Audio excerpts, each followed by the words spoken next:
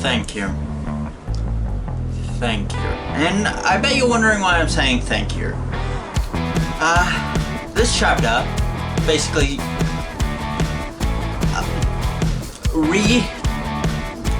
it basically makes me feel way better about how the first video my first review on this series that I've ever done makes me feel way better that this fight is happening. Because in my first chapter review, it was chapter 33, or 34, one of those, is that Buddha was supposed to fight all the 7 lucky gods with against Loki with samurai backing him up, and I was hyped for that. Next chapter, nah, you don't need that. Zeus and Odin just show up and cut it all out, and I was pissed. This chapter, I was hyped, but over this month I realized that's why they didn't have that fight before. They wanted this to be a hyped fight, and I love that. And I know this intro's been long, and I am thankful to the manga gods. So, let's get into it. This is Web Manga, I'm Age of Manga. This is chapter 44 and 0.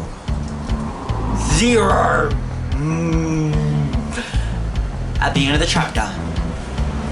Boy! We start off with where we left off last chapter, with everybody basically being like, run that past me again? Because Buddha just went, nah, I'm fighting for humanity. And I just love that, how everybody's just trying to comprehend it, but they're not quite getting to it. But we get explanation that Buddha used to be human, so he's an ex-human, kind of like Heracles. But Buddha is better than Heracles. I don't care what you people say. Buddha, better than Heracles. And like, everybody's pissed off. And we get to see Shiva and Thor in this chapter, where we get to see like Shiva, like his arms, like the ones that got torn off by Raiden. And how they're just like in bubbles. And he's just like sitting on a chair being healed by like these maid-looking things with wearing masks. I don't know what they're supposed to be. I just noticed it now that they're wearing masks and they're maids. I don't know what they're supposed to be. I don't know many healing gods, so plus I assume that there would be healing gods in this series. But I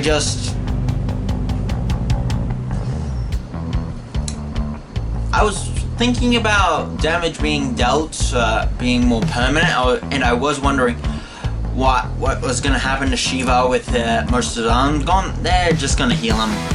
I guess I'm fine with that. And then we get to see Thor basically in a room. It's dark. Thor's got his hammer in front of him, and he's just like, he's not doing much. It's just like a slight smile, because I think he's happy about that. And Thor's gonna be like on Buddha's side because he respected Lubu. He was the first one to scar him. And then we get to see Aphrodite and her big guys basically trying to hold her back by kind of pulling her tits. I'm fine with Aphrodite in this series. I see people complaining about her. I just say that she's the generic fan service character. I'm fine with that. She doesn't do much. She's probably going to be on the evil god's side, and she might fight in this series, or her guys will fight for her, but I don't think she's going to be big. Ares shatters his chair in anger, and Hermes is just like, he's calm, but he looks calm, but you can tell he is pissed. And then you got Loki basically trying to rip off his thumb because he's so pissed. And the crows that are on Odin's shoulders are basically terrified to even make a peep because Odin is so pissed. And Brunhild and like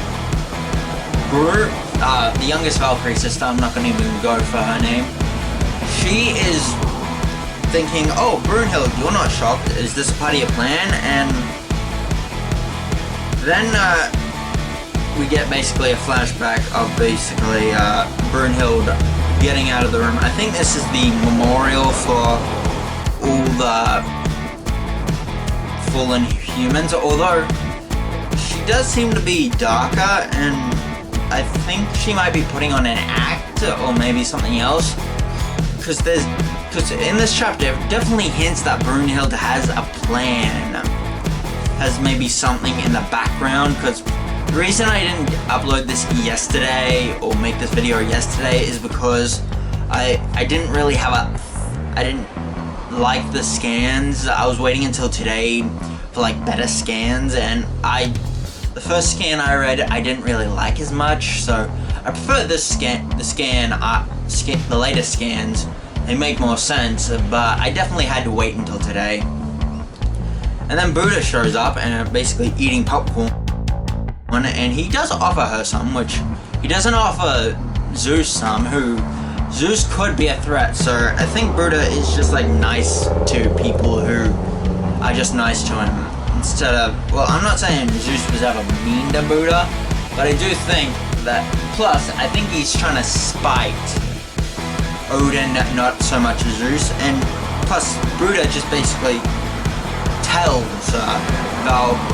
Brunhild, oh, I'm gonna be fighting for humanity because Zeus told me to fight in round 6. I'm gonna do it, but for humanity. And then she doesn't react, and he's like, what's that reaction? I'm keeping that in. I'm keeping that in. I'm keeping that in. I don't care. I'm keeping that in. My own mistake, and I'll show you my mistakes.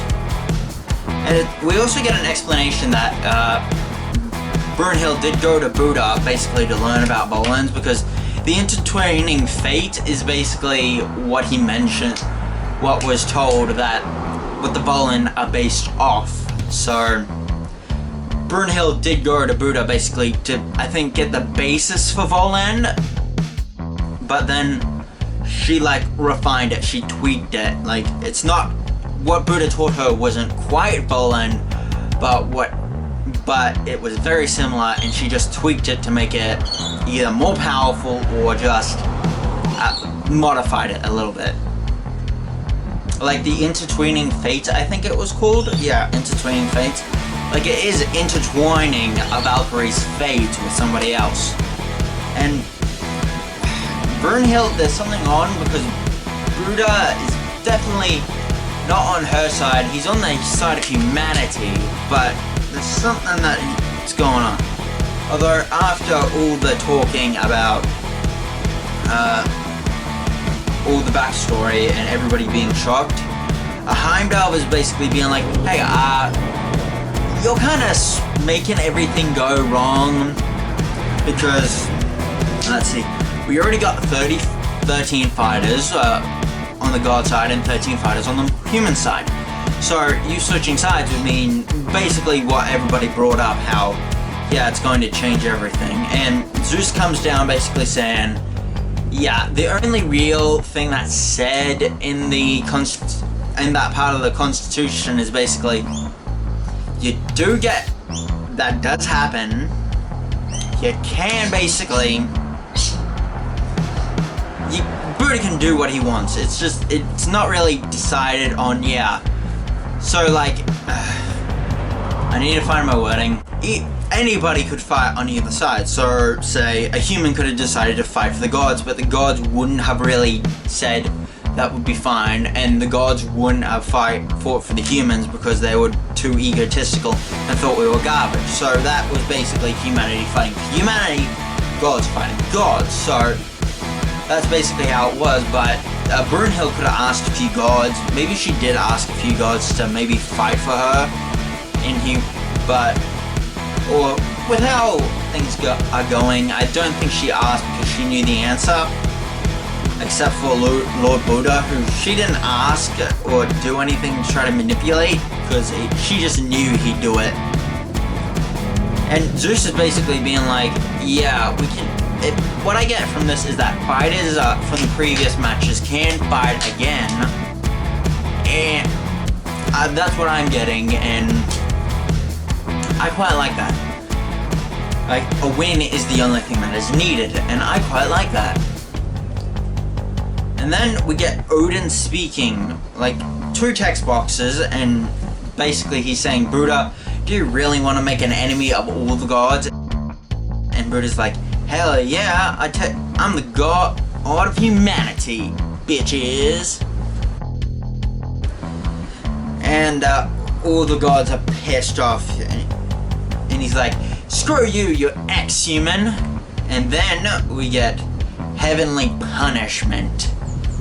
And then we get the 7 lucky gods showing up, and there's awesome Viking XS ship, and they say a Japanese poem, which represents the 7 lucky gods, and which I quite like. And it's also the boat that I've seen like some of the 7 lucky gods on, and I quite like it. You get to see Bishamonten, which this was clearly set up. This is the part that I was hyped for. Because you got Bishamonten, who I like the design. I like the design of Bishamonten. He looks cool. But who shows up at the end of this chapter? They are awesome. And you got like all the 7 lucky gods, and basically Zeus says, I chose these guys to fight, basically, and I think Zeus knew that Buddha was going to do something. So he had Bishamonten just like on the sidelines, he didn't know what was going to happen, but he definitely had Bishamonten there and the 7 lucky gods just to be like, let's see how this goes. I didn't think he was going to betray, although that probably was in his mind. He's like, Bishamonten, you to the side. And then Heimdall's like, okay, the fighter for humanity, Bishamonten! And he's like, what? And he's like, hey, could the rest of you guys just scat, basically? It can't be a 1-on-7, that's just unfair. And then like Bishamonten like puts his staff down and he's like, 7? There is only 1 god. And then he breaks his armor, basically with his flexing, and then we get something really weird. The fish guy with the fish gun, which I find really funny. Fish guy with the fish gun. He like runs towards Bishamonten and then like dives into him. Like he just like dives into Bishamonten's back, like fusing him with him, kind of like Majin Buu. That's what it reminds me of. Like Majin Buu like swelling around and putting him in. And then he gets a new form. He gains the fish gun, and then he gains and then he becomes Bishamonten, the other guy's name. And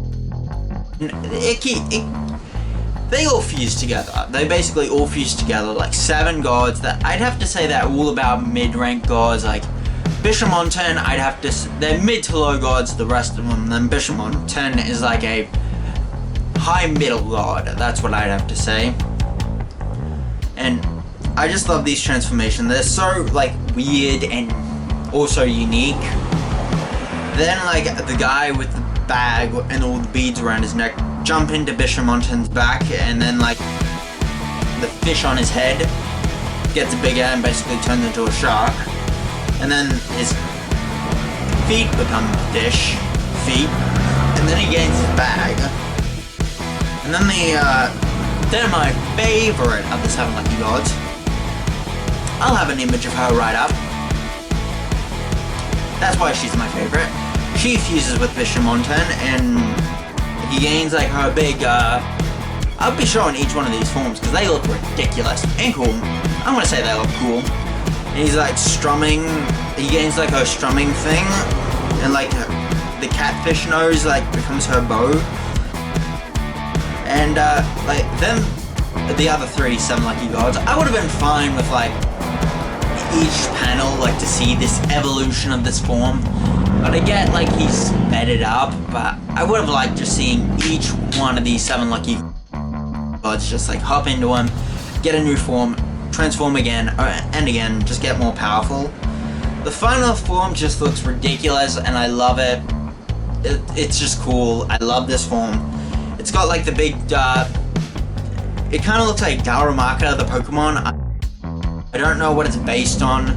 I'm pretty sure that Darumaka is based off this god, but it's got like this big shell around it. He's got the antlers from the antler god and a bird thing on his head and a hammer.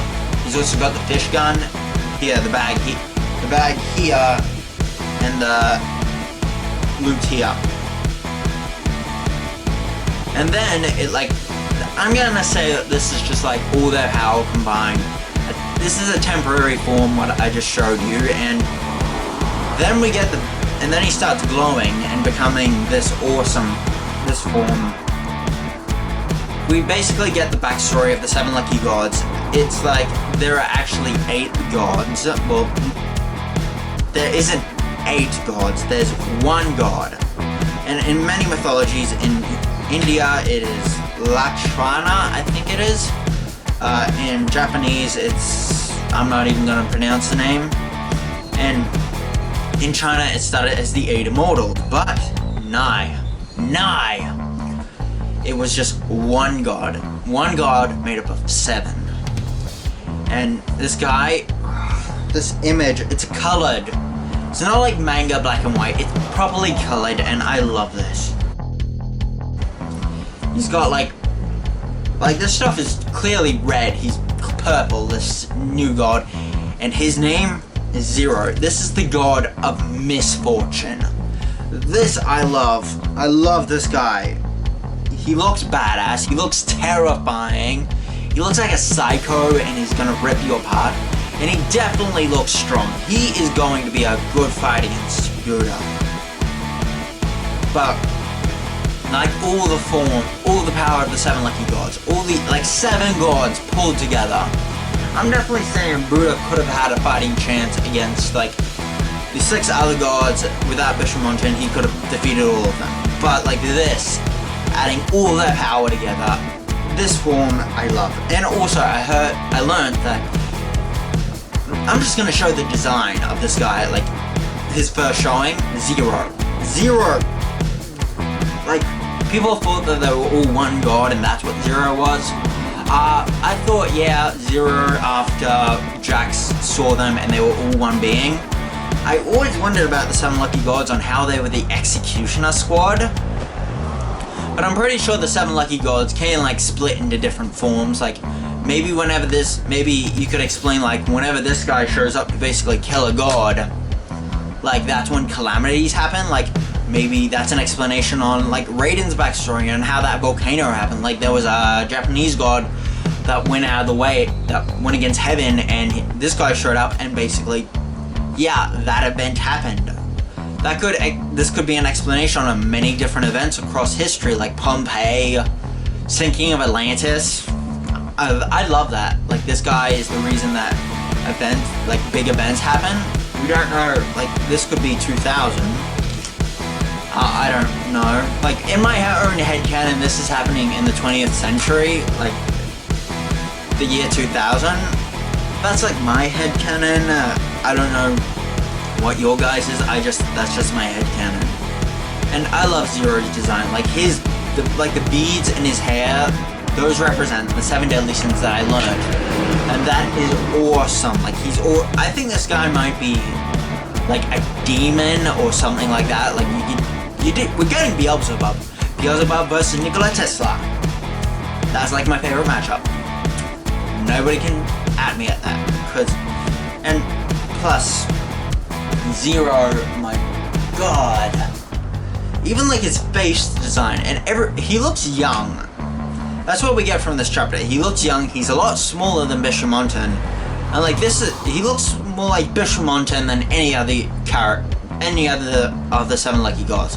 So I think that Bishamonten is like body, like the base, and like all the other gods are like his power split off. Like Bishamonten was the body, that's why they use Bishamonten as the base. Like he's the one, he's taking in the power back, and then he splits the power out again, because clearly they know about this guy, because if they fuse together and that it's permanent, they wouldn't just keep using, they wouldn't think about using it against Buddha like freely, all that. They wouldn't be talking about it. And they're definitely going to defuse, but I think that this Bishamonten versus Buddha, I was definitely swinging more of Buddha. Now I'm thinking that this could be like an even fight, like Zero versus Buddha. And I want to see this fight. I was hoping that we could get another double chapter, but I don't think so. I don't think we're getting another double chapter. But another chapter, I mean, I love those 2 months of 2 double chapters, but just wasn't meant to be. Just wasn't meant to be. And that's it. I'll have another video like out later this week about Bishamonten, about like possible theories about this chapter that it brings up, and that's it. This is Weird Manga. I am Agent Manga. If you didn't like the chapter, bye. And that's it. Have a nice day. Bye.